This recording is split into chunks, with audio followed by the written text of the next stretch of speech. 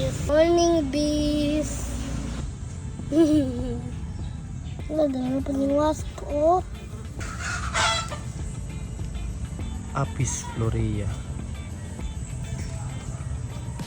Yan lang, isa ka ba?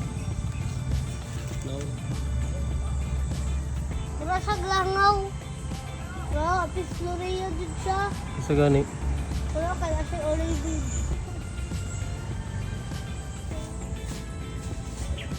Yan, ito yung previous natin na Apis florea na kinuha noong isang buwan doon sa sa kakao doon sa kabilang parte ng aming farm. So ito, umalis sila, lumipat sila dito. Yan, so bagong hive pa to. So kinuha natin sa kanila. Honeybee, ito yung dwarf natin na honeybee sa avocado na puno namin.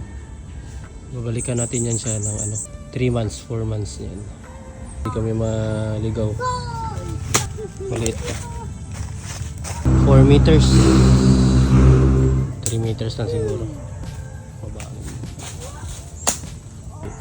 Delikado. So dito, delikado kasi hindi siya makakadisgrasya ng nag-harvest ng kakao. Rescue natin kasi sa kakao siya nakatira.